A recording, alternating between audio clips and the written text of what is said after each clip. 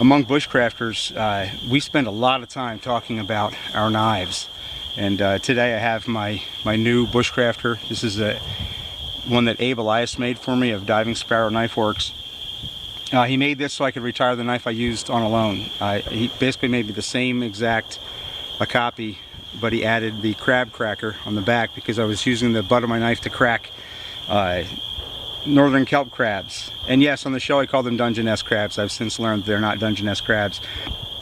We spend so much time talking about our knives because that's the ability to sever things, the ability to cut, the ability to shape things into the objects that you need to survive in the wilderness.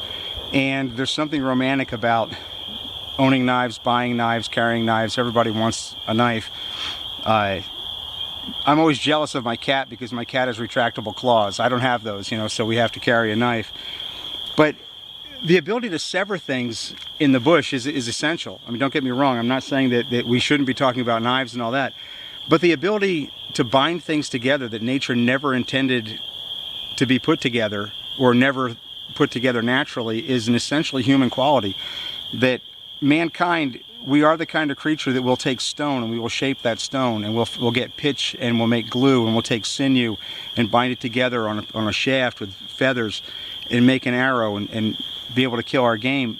And that is an essentially human quality, to be able to put things together that nature never put together on its own. That is part of the genius of being human.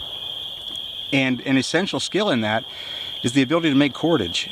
I personally think that cordage making is one of the most underrated skills among bushcrafters. It seems to me like everybody gets to a point where they learn how to do the reverse twist method to a certain limited degree. They make a few, a foot or two of cordage and think, okay, I've got this skill in the bag, I've got it done.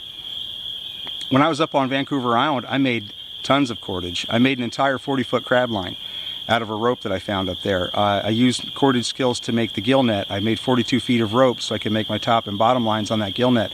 And cordage making is something which I value very highly. It's one of the things that, it's a very simple technique to learn. It doesn't take a whole lot of ability, but it does take practice. And the ability to crank out cordage out of any available fiber, whether it's a dead rope you found on a beach or nettles, or in this case today, dogbane, cordage making is an essential skill as a bushcrafter. That it doesn't make any much sense to know the ropes unless you can make the ropes.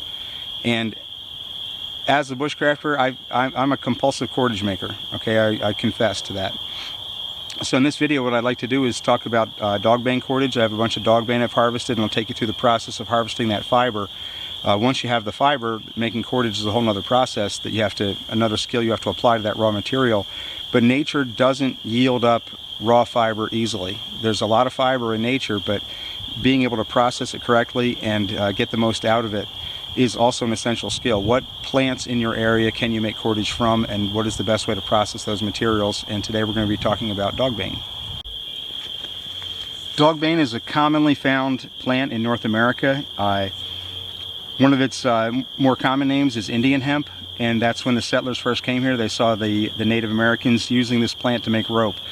The colonists had used the hemp plant for making rope, so they just said, okay, that's Indian hemp. This is a shaft of dogbane I harvested in late winter. You can tell it's got that reddish color to it. I've taken all the little branches off of it. Now the problem with dogbane is that the fiber is located underneath this red waterproof outside covering, and if you don't get to dogbane quick enough in the late winter, the spring rains come along and the back end of this will start to split, and what happens is the covering degrades on it and the fiber rots. So you have to harvest this at late winter before the thaw usually. Anytime from midwinter on, if you find dogbane, you can harvest it. The dogbane sap, as you might guess, is poisonous to dogs, so you don't want to let your dogs chew on this stuff. But when you're processing it, you also don't want to breathe in the dust that comes off of it. So I do this outside usually. It is a messy process. We'll show you how to take that red covering off and expose the nice golden fibers underneath.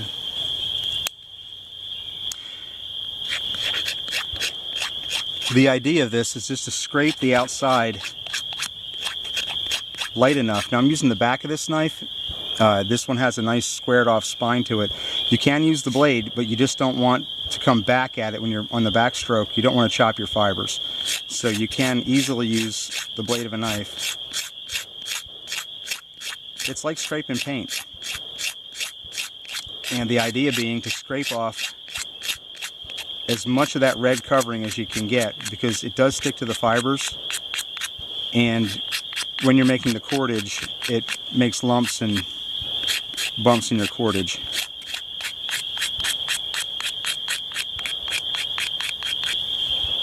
Now I scrape from the top of the plant downward, and I found that if you scrape the other way, it'll fuzz up more. But I've got the knife angled, so I'm just using the edge not to cut into the fiber, but just to abrade off that red covering.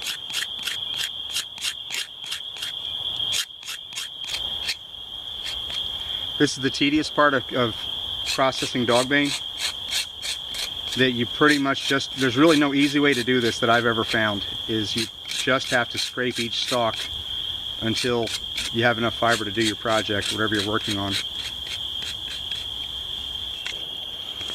Okay, now that I've got a few of these scraped, I've got five or six here that are all scraped. You can see some of them, when you're scraping, get quite fuzzy.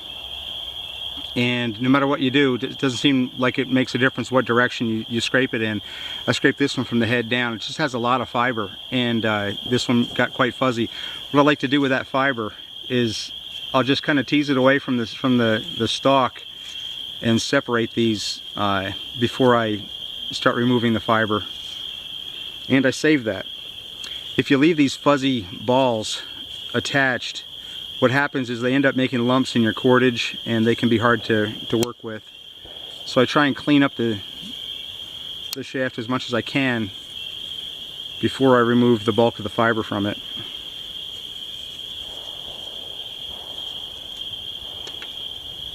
Now you want to pull these away. I kind of tease them up like that, and then pull them away from the fiber. You don't want to run the fiber down, or else you're losing fiber that could be made into cordage. Now each one of these is hollow, and if I step on it,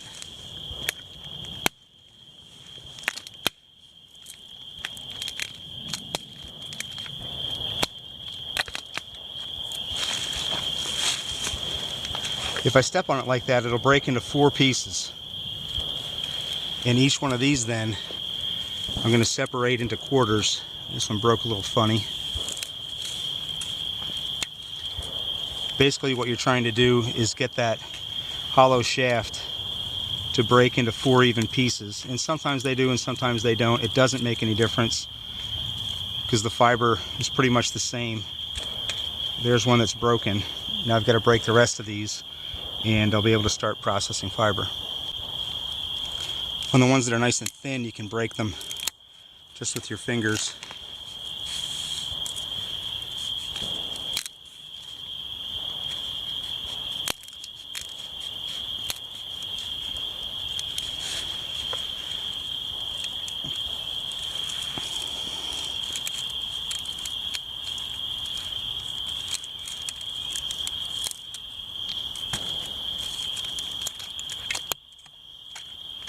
See, these are loaded with good fiber.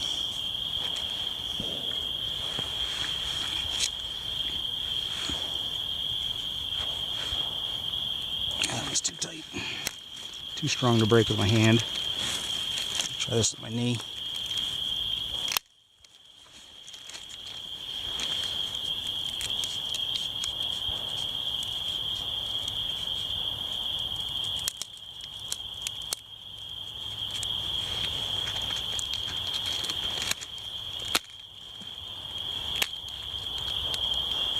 Okay, once the shafts are all broken, you have this kind of a mess.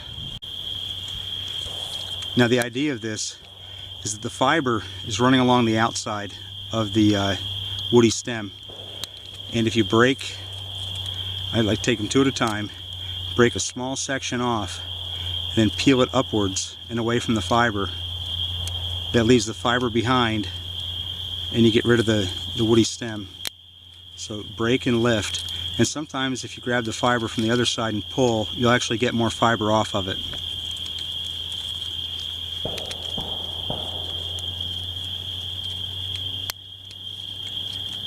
Like that.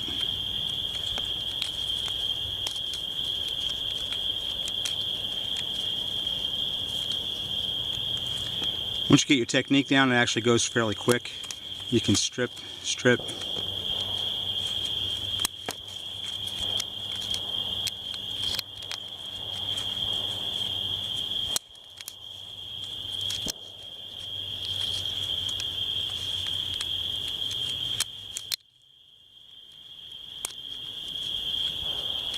So that fiber runs off these little chips in both directions. And if you work them both ways, you actually get a lot more fiber off of the stem that way. By lifting it in the one direction and then the other direction, you can see there's fibers pulling up the chip. And they're short, but really the length of your fibers doesn't have any bearing on the strength or length of your cordage, because you're going to be splicing constantly anyway. And the individual fibers of dogbane are extremely small. They're smaller than human hair, which makes for a very soft cordage and a very strong cordage, because it's not like sisal or yucca or those other ones that have thick fibers. You have hundreds and hundreds of fibers running through your dogbane cordage, which makes it a lot stronger. It's harder to break all those individual tiny little fibers.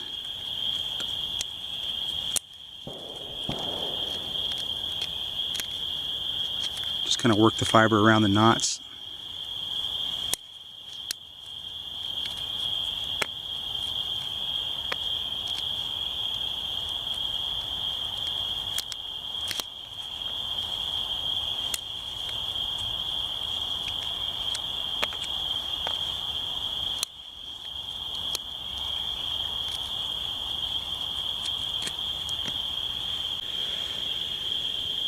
Okay, so that is the fiber, the amount of fiber that I got from one half of one of those stalks. That was the stalk split into quarters, then working 2 quarters at the same time, or half the stalk. I was able to remove that length of fiber, and now we're going to add that to the bundle of fiber we've already produced. And I just stick it in there and just stick them on. So this is the fiber from, maybe a dozen or so, or more stalks of dogbane. This is my raw fiber from which I'm going to make my cordage.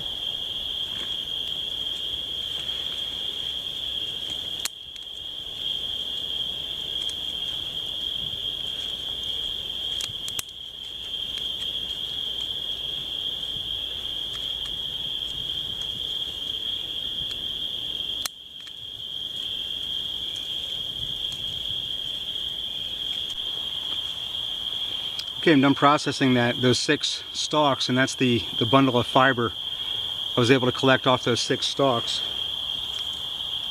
And we'll add that now to this hank of dogbane. The idea I had for this project was to make a bow drill cord, and not only make a 2-ply cord and then double that over to make a 4-ply. Really, anything you want to make out of cordage, you can make out of dogbane. It is extremely strong stuff. You can make a bow drill cord, you can make a bow string with it.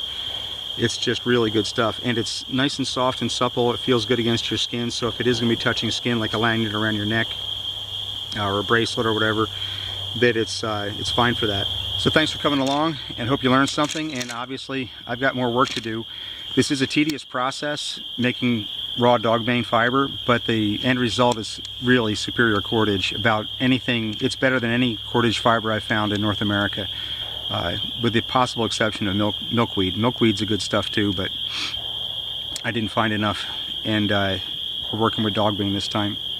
So stay tuned. Part 2 will be actually showing the process of making cordage with the dogbane fiber, and a technique which I use, which not too many other people use, for actually making cordage, which goes a lot faster than the reverse twist method. So stay tuned for part 2.